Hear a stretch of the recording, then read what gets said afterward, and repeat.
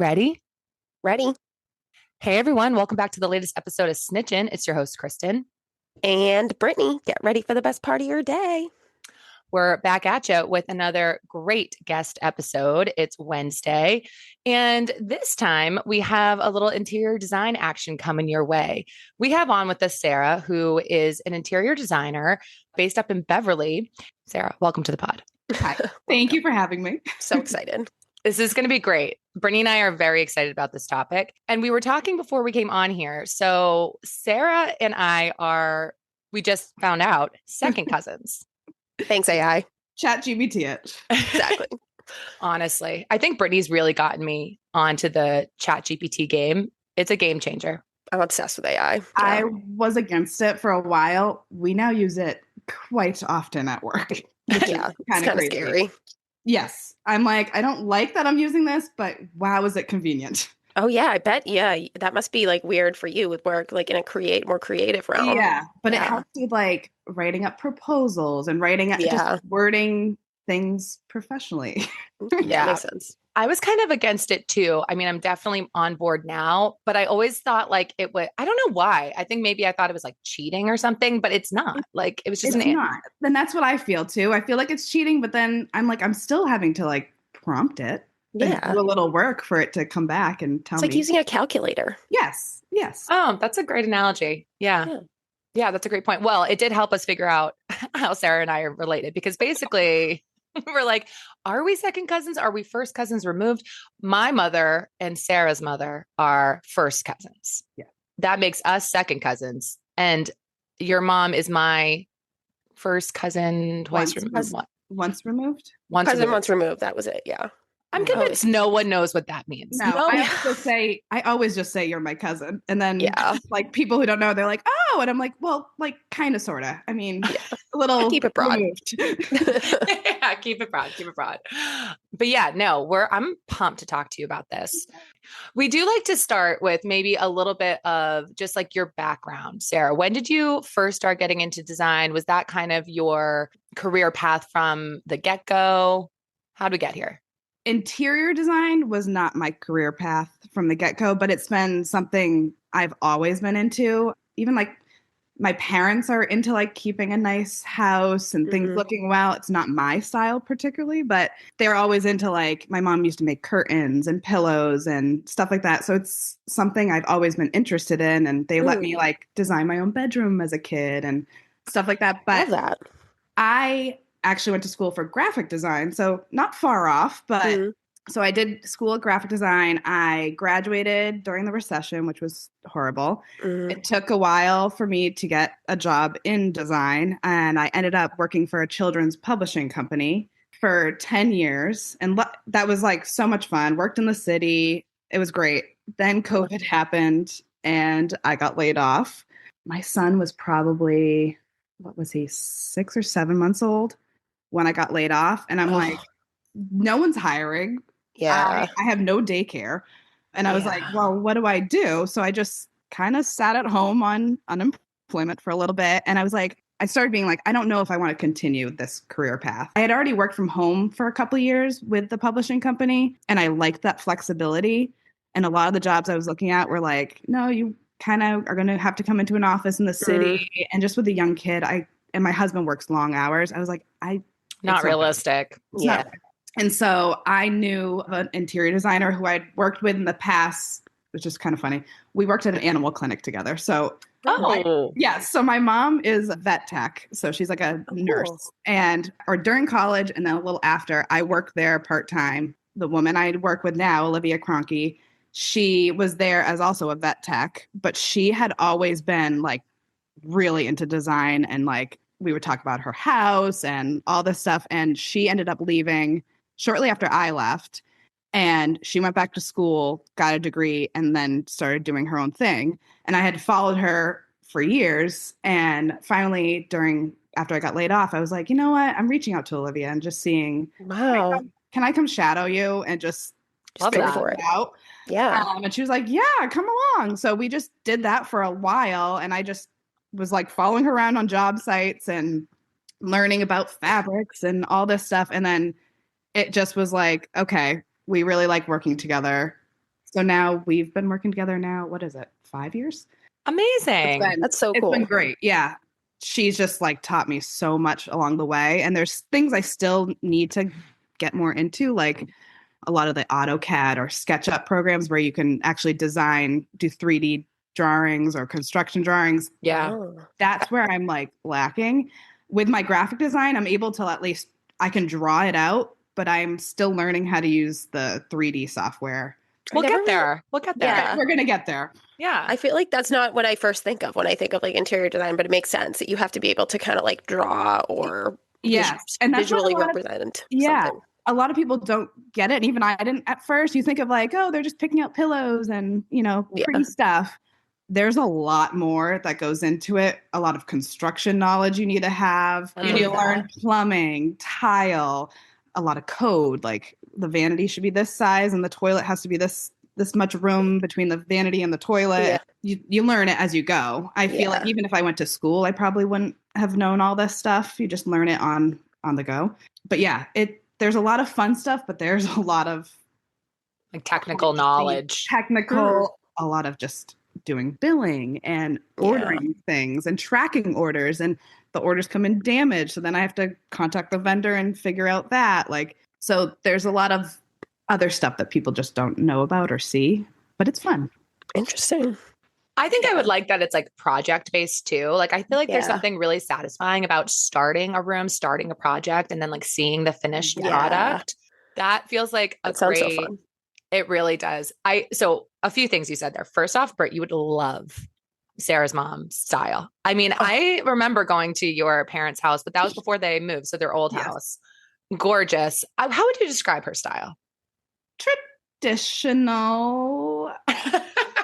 I think I feel like it's like cozy. Yes. Oh, nice. So cozy. They loved for a while. They loved that like Tuscany design, like a lot of reds and yellows and pretty.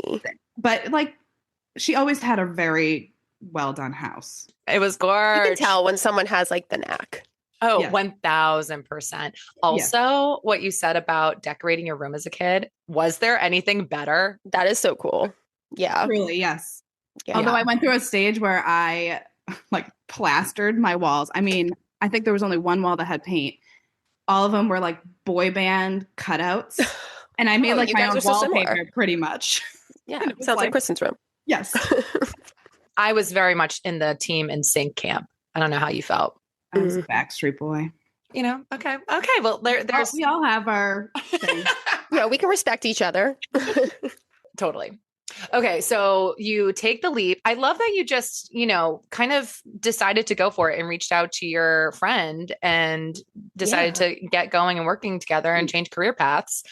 I forgot that you worked at Kids Books. Obviously, you were there for a really long time. Yes. 10 years, yeah. Did you do like the illustrations? What'd you do there? So we would do some basic illustrations, but it was mainly I would work with illustrators and give them art direction and then take their artwork. Sometimes I would have to edit it, and then I would do cover designs, the layouts of the books. Oh, that's so fun.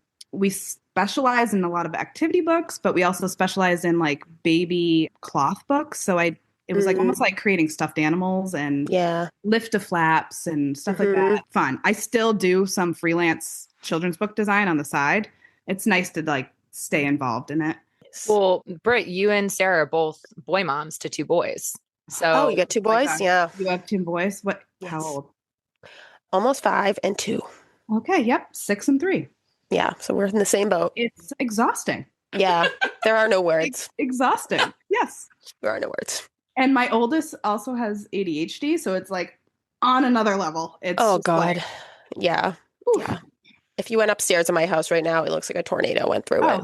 If you looked on the other side of my computer, it's Magnetiles, Lego. I don't know how they come down in the morning. And I'm like, we have like 30 minutes before like dropping off at school and all that. And I'm like, you've destroyed the house. Yeah. Destroyed it. Takes seconds. Yes. And then I can't like take down anything because then they get mad and they come home. They're like, where's my tower? I'm like, it was in the middle of the living room. I couldn't even move. Like, yep. Sounds about right. Yeah. We have a kind of gang of boy moms, and with our friends who have girls, we're like, You got those girls sit so nice and they play so well. Coloring, they color. I'm like, oh my God, my kids don't know what that is. Like, Yeah. Yeah. They must have benefited though from those kids' books. I mean, were they getting some of oh that? God, yeah. I mean, I have a whole stash downstairs and they Yeah. still like go through it. And so we worked in the city for a while. And then when that office closed, and we moved home. They were like, take as much of the stuff as you want. And I kind of took way too much. Oh, I had as you like should. boxes of kids' book stuff. And I mean, like 4 copies of each book. And kids, all my friends started having kids. And I'm like, okay, here's a book Perfect. for you. Here's a book Yeah. for you. Like, and then I like kept a ton for my kids. But then it was like, how many of these books can one child have? Like, I need to start donating some of it. I'm keeping some because it's like has sentimental value. Yeah. But Sure. grandkids, I guess, but that's so far down the line. Yeah. Yeah. Whoa. Yeah. Too much. Yeah. My husband's like, are you kidding me? What are we going to do? Store it in the attic? Maybe. Oh, that's funny.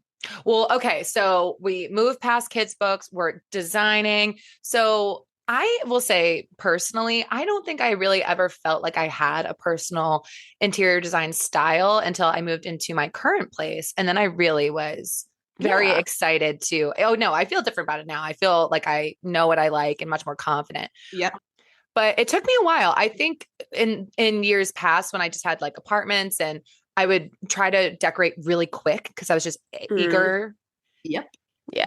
I took my time and I think it made a difference. So I am curious, like for anybody who might be getting into a new space, like anything that you would recommend them start to think about when they're thinking about designing it. I think first, mood boards, Pinterest is always great. See what you like. See if there's a connection between all the images you like, colors or patterns or something. Go slow with design. I think a lot of people are like, my room has to be perfect and needs to like Instagram ready or something. And it's like, no, it does not. Yeah. I mean, my house is not perfect. The couch I'm sitting on right now is disgusting. I can't wait to get a new one. A new couch too. Yeah. I'm like embarrassed to be like, oh yeah, I do interior design. And then they come to my house and it's like, oh my God, your couch. And my husband's like, yeah, I'm not paying for that right now. Yeah. Blame the boys. Yes. But I think like some things I would say, even if you're using existing furniture or getting thrifted finds or whatever, look at scale of stuff is huge. So like if you have a smaller room, don't put giant furniture in it. It just does not work for the space. Rugs is another big one. My biggest pet peeve is a rug that's too small. So like, you know how some people like have a rug that like just the coffee table sitting on? Yes. Yeah. You really want a rug that like fits the entire room almost, and all your furniture should really be sitting on it, or at least have like the front of your sofa legs on it. It makes like the biggest difference. It'll make your room look a lot more upscale.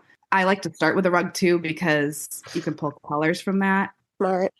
Window treatments are like another thing of mine. I feel like they make or break a room.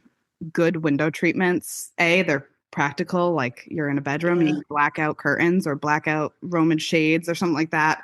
Those are areas I also would spend money on is window treatments.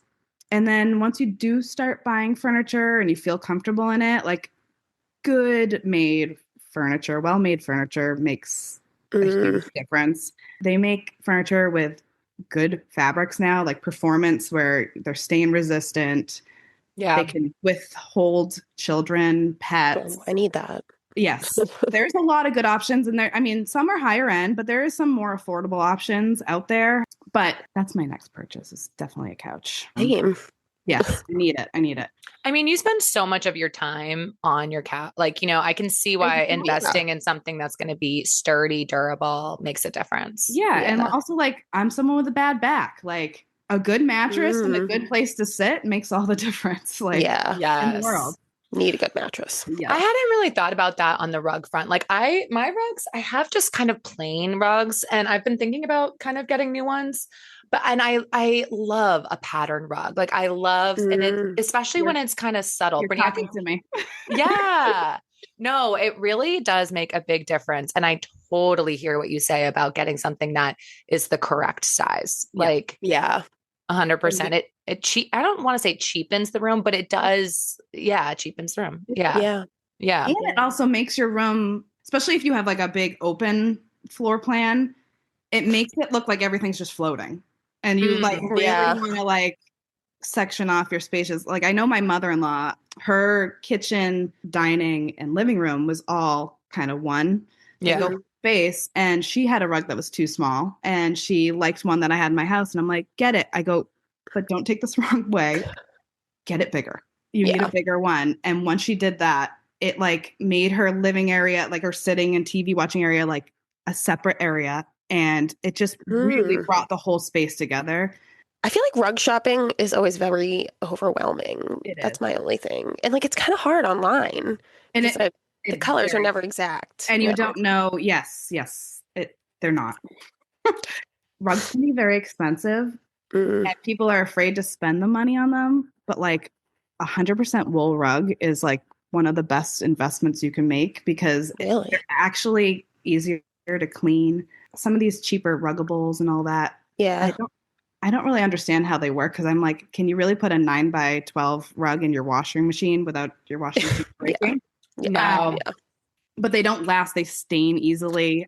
We tell a lot of families with kids and dogs, we're like, I'm telling you, the wool rug, it's easy to clean. I'm Googling this right now. It's durable. Look at it after. They are expensive. And you can find some that have, a mixture of wool and something else like cotton but they make it different. Seem that bad.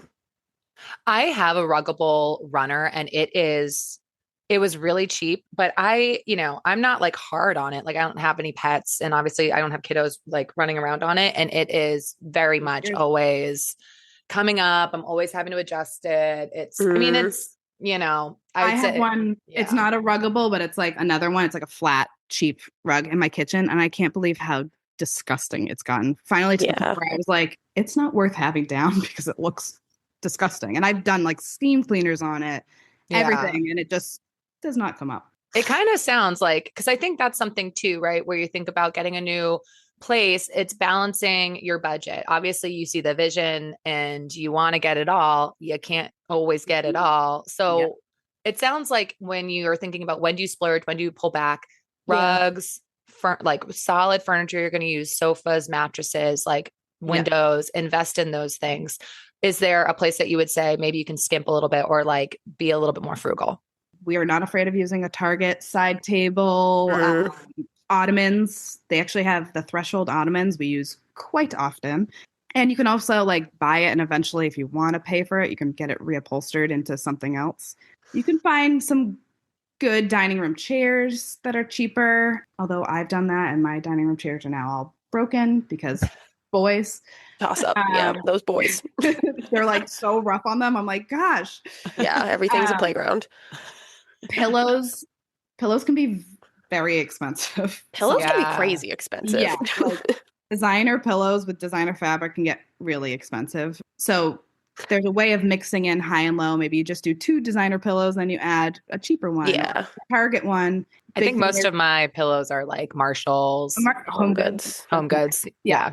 I love Home Goods. Okay, good. Yeah, me too. I could live in Home Goods. Yeah, Home Goods the best. It's like when I'm feeling down, I'm like, I gotta go to Home Goods. Yeah, I can always find something. It's so like $12.99 every time. I gotta get there. Yeah, it's like the thrill of the hunt. Like I love Home Goods and like a good thrift store. If I can walk around a good like vintage store and just, it's like eye candy to me. But yeah, I love a Home Goods pillow.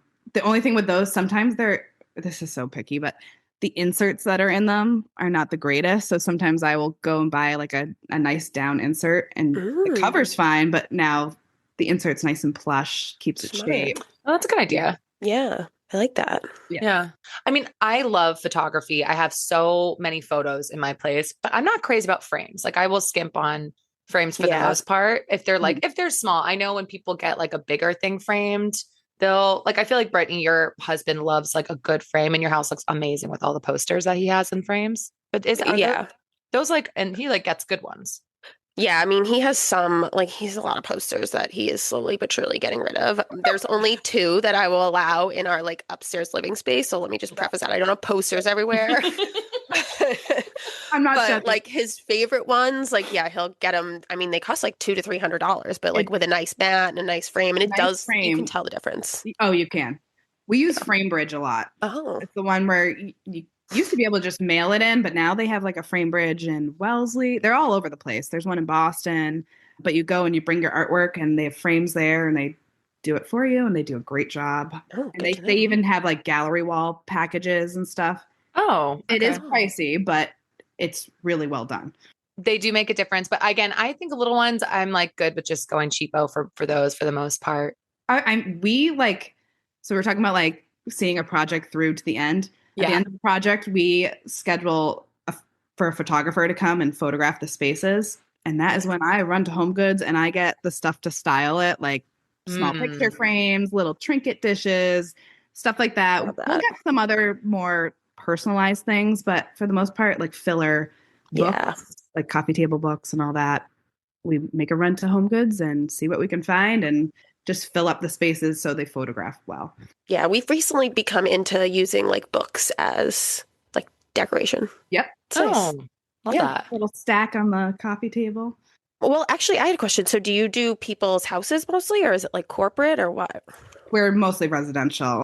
I would love to do like a restaurant at some point or a cafe. Yeah. Like, that would be fun. That would be cool.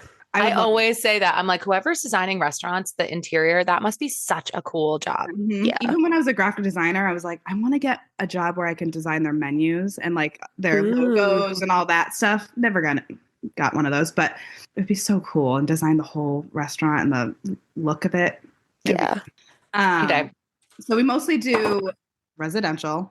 We do small renovations like a bathroom, or we now have done a lot of new builds. So we're there for the whole thing. That's been a lot of fun. We've had a couple this past year where it's like you're starting from the beginning. You can, help with the room sizes, changing the plans, because sometimes the plans don't make sense and you have to move a window or something like that. It's so nice to be able to get there, instead of like going into a house and it's like, well, removing that window or moving it's going to cost a lot of money now.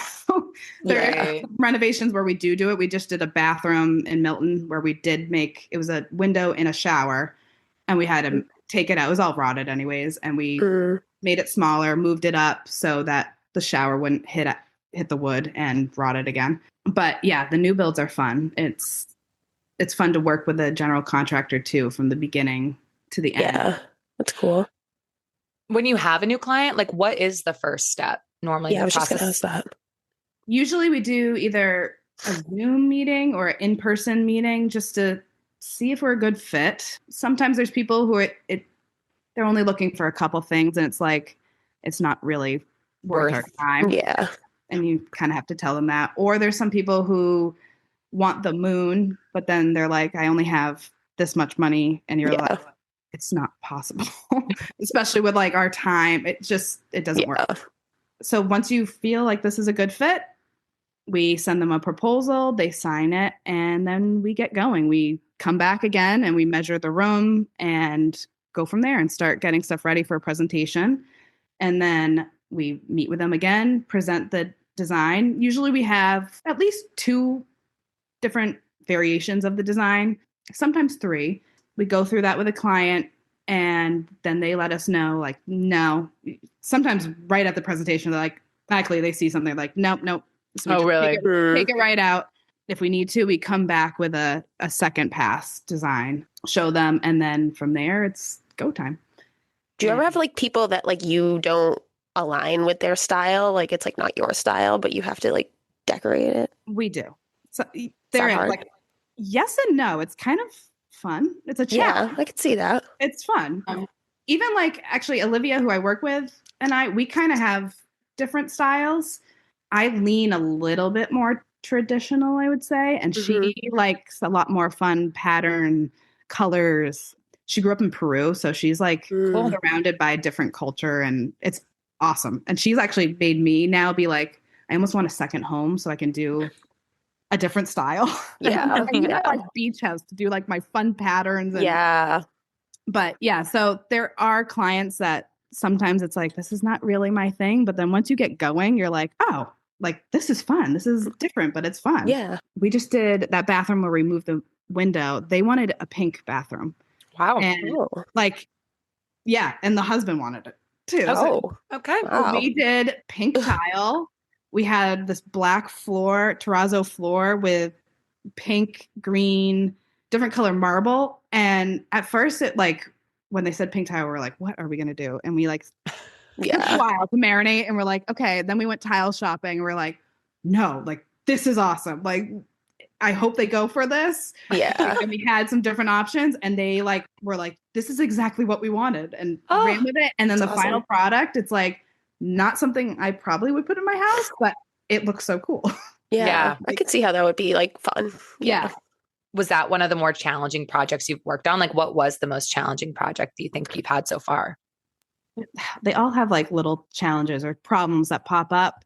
I think sometimes the most challenging is when the client doesn't fully trust you and you're always feeling like you're having to prove why you're making these decisions. And, or if they're like, they Google everything that you present and then they're trying to find the cheaper, like knockoff version or something that can be a challenge. And you're like, well, there's a reason we pick these. It's vendors that we work with. We know the quality. We know how it's going to look. Look. Yes. Like, so brass, so gold lighting and hardware and all that. Every manufacturer's brass looks different. So when you start buying a light from one place and the hardware another or faucet from another, you're going to have like 5 different golds in the bathroom or whatever room it is. So it's like trying to convince clients, like, please just trust us. We have your best intentions in mind. Like we're going to make this room look really good. Yeah. Yeah. Like you're not trying to like upsell them on things that aren't valuable. Yes, exactly. And do you feel like most of your clients are into design or they're more just like, I don't know how to design, so I need to hire someone? Mixed bag. Because we have clients who are into design and just don't have the time. They work a lot, have kids, all that. So they're like, they know what they like, but they trust you and they're like, just do it. We know it'll come out well. And then there are some who are like, I don't know what I'm doing. Like, please help me.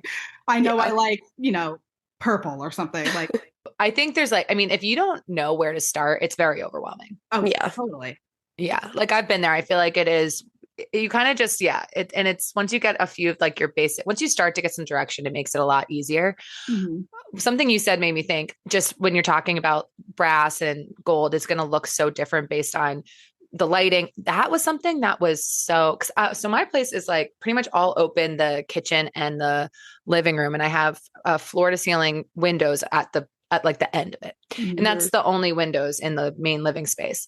When I got in, I was shocked at how things looked so different, like further back in my kitchen where it's a little darker and there's not as much natural light versus at the front. Like, and the wall, the paint color. Yeah. Paint color is hard. Paint color is very hard depending on your lighting and your windows. Yes. I'm terrible at picking up paint. Yep. Same. Honestly, that was probably one of the more difficult parts. I had like 6 swatches. I think I ended up going with a totally random one. I think I went with the one that your parents have, Britt, because I was like, oh, I like how this looks. And maybe should have rethought that because it looked I mean, I like it, but it looks a little different depending on the lighting of the day. Mm-hmm. And that's definitely something, pro tip, people.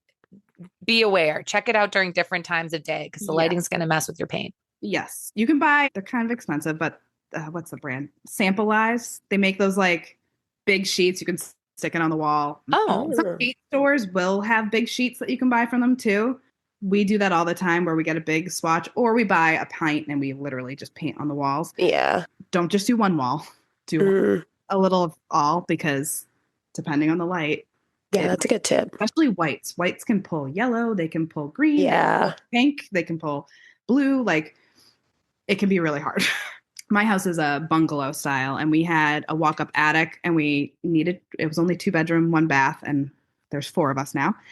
So we ripped off the roof and we built a second floor. Nice. But even I made a mistake like painting. I'm like, I painted one room and I'm like, no, this is not what I envisioned. The color is way off. I'm like, why did I just like not try? Like I know better.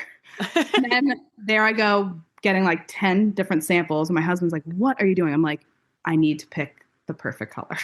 Before we have these painters come, I'm going to pick the right color. Like I have it in my head, but I need to make sure it looks good on the walls. And it made a difference. Yeah. Yeah. What like colors and stuff are in right now? Oh. So I think we went through this very gray phase for a while, which Yeah. I never was fully into because I just think it's so sterile. I don't Mhm. mind it gray, but like everyone's houses were gray. Yeah. Facts. What was that? What was that big popular color? Pewter, something pewter? Yeah, Revere pewter. Revere Oh, yeah. pewter everywhere. My mom definitely knows the that other one. Well, so has Gray that. owl was another big one. Right now, it's a lot more warmer tone. So like almost like a putty color. Like I'm trying to think. It's like an off-white, but a little richer. That you'll see in kitchens a lot now instead of a bright white kitchen. Richer tones. Browns are really big right now. Darker purples or burgundies are big. Green. Oh, Green's wow. making a big scene. Yeah. See that? Always blue. I mean, I feel like blue is almost like a neutral to me. But yeah, warmer, richer tones are in now. And pattern, which I love. Like people are into wallpaper now and mixing patterns, and it just makes a big difference. It makes your room just look more interesting, and I don't know. That's something I'm doing in my own house. I'm now trying to incorporate more and more patterns. I'm trying to convince my husband to let me wallpaper. He's very against it because think of like the old school wallpaper. Like I even grew up with rooms wallpaper that I was like, I don't know. Same. Yeah. And I know it's a pain to like take off, but a good wallpaper it makes the difference. Yeah. It's beautiful. Yeah. My mom loves to do wallpaper in the bathroom. Yes. Yeah. I want to do some kind of wallpaper, but I have a little closet that I did one wall of a bright blue and white pattern wallpaper. And I love it. It's like, because it's a very loud pattern, but I felt like in that space, it was kind of small enough that I like really liked it in there. Yeah. Small spaces are the best. Like powder baths, best place to add wallpaper. And I also think it's like the best room to like just go wild. It doesn't really have to work with the rest of your house. Like have your powder bath be this unexpected, like you walk in, you're like, whoa. This True. That's a good point because you can't really like necessarily there's only so much you can really like decorate the bathroom. Like the structure of it, in and of itself is going to be the design. So it's like that's really kind of the only big thing you could probably do to make it different.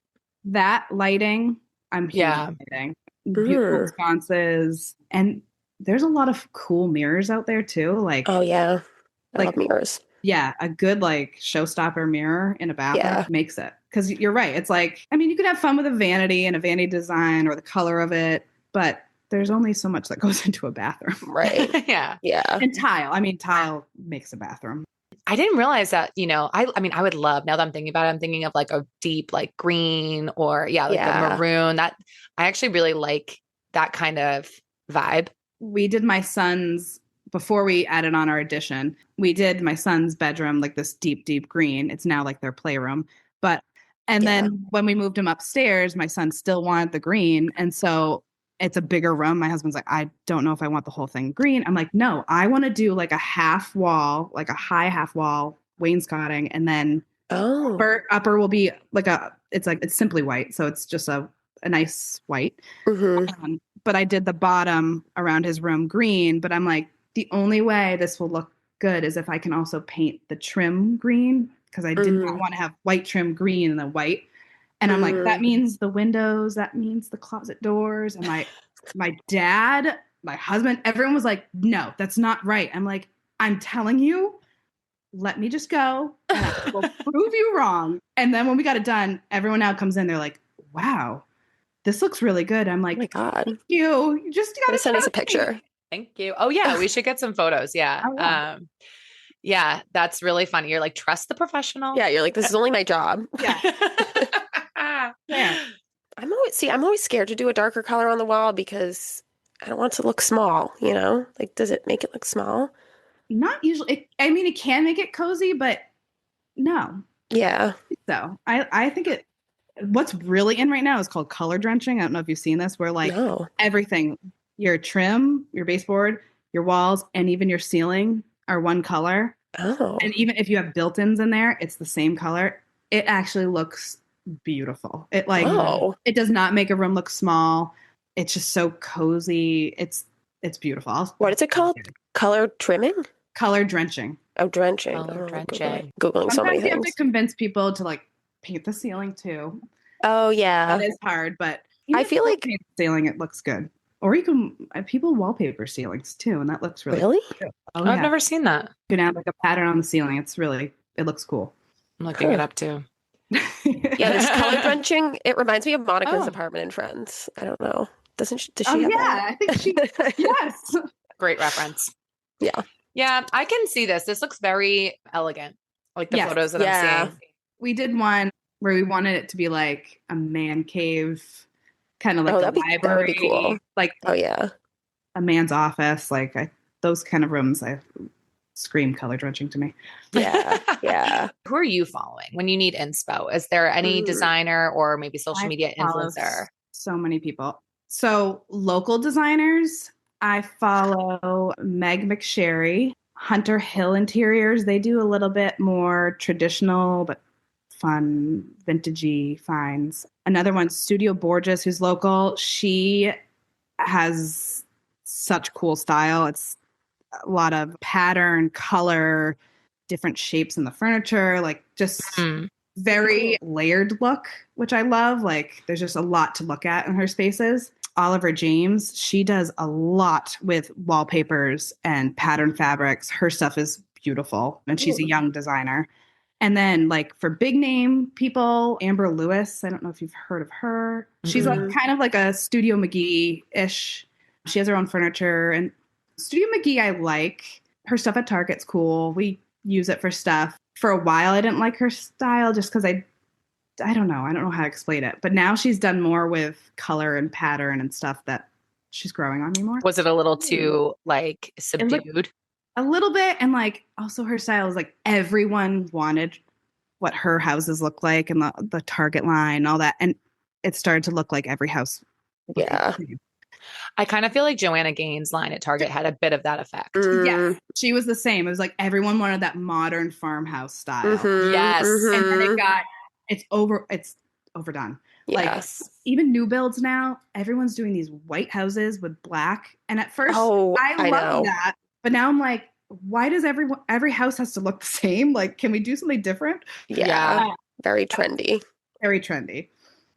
I agree. I mean, I love the look, but when everyone has the same look, it's tough. Like 10 years from now, you're going to be like, oh, they obviously did that in, like the early 2020s. Exactly. Yeah. I definitely think that I've started to enjoy color more. Like I would say in my house, my bedroom's probably the most colorful. It's a lot of like burnt orange, like burnt yellows and like kind of like dark wood and stuff. But you know what color combo I love? And I'm thinking I need to find a way to incorporate it in my house because I don't have it yet. I love like a bright blue and orange combo. Ooh, yes. I feel like that is so fun, so bright. Like I just love it. And we did one of my favorite projects. We did a dining room for a couple who love pattern, who love color. Their dining room table, we did this bright orange lacquered stand. It's so hard to explain. This big table with orange. The base was orange. The top was wood. But the wallpaper was blue. They loved orange. So they had orange pieces throughout the house. And then when we did their basement, we did a lot of blue and orange too. So we had this wallpaper. It was a huge basement. This cloud wallpaper. We did a big navy blue sectional. And then on the sectional, we had bright orange pillows. We had an orange little side table that was cute. We brought in a little bit of green, bright green. But it was like such a fun project and fun basement. They were a great client because they were just like, we trust you. We like it. And it was just a fun project to work on. I'll send you guys pictures of that because I'm dying to see all of them. I'm like, at first I was like, orange. I don't know if I could do this. And then we started going. And I was like, oh, I could do that. I love it. Yeah. Thinking outside the box. Yeah. Are there any other color combos that you're really into? I'm really into, it's weird, but I'm into like these deep purples right now. Love it. It's on cabinets. It's like, I want to do a mudroom in deep purple. Like that is like on my list. And color drenched. I want like the cabinets, the walls, everything. We just convinced another client. She thought we were crazy. We did these like, what was the color called? Mushroom something. It was like this like brown. I can't explain it. Brown putty color. And at first she was like, yeah, let's do it. And then we painted her cabinet. She was like, oh, I don't know. I don't know if I like it. And we're like, just wait. get used to it. And now she's like, I absolutely love them. Like, I'm so glad I went with that. Like, it looks so good. It looks so rich. And then she has like brass hardware on it. It just looks so good. I love that. Yeah, like cabinets and stuff, color cabinets, that's in too, right? Like, Oh yeah. Definitely. But I do feel too, like when you have someone who does something like that, it's a very bold choice. Sure, it might be a little scary, but it looks so cool after. And obviously you're doing it for yourself, but you also want people to see it. And it almost like makes you feel more sophisticated. Yes. Yes. And then people come in, they're like, whoa, I haven't seen that before. And like, that's so cool. Like, Mom. Oh yeah. Yeah. Something unique. Just color drenching over here. Whatever. Whatever. Oh my gosh, this was so fun, Sarah. I'm like spinning in ideas. Well, we can come. You can come back. Okay, I'm in. Literally come back anytime. Yeah, this was a blast. We hope everyone enjoyed listening to this episode and that you all run to your Pinterest board and get some inspo on some different design ideas. Yeah. We will be back on Friday with a regularly scheduled program. Make sure to like us, follow us, comment at us at snitchinpod on TikTok and Instagram. Go to our website, www.snitchinpodcast.com, and tell everyone you know about us. Sarah, thanks so much for being on. Thank you guys so much. This was awesome. You'll have to come back. I will. Definitely. Thanks, snitches. Bye.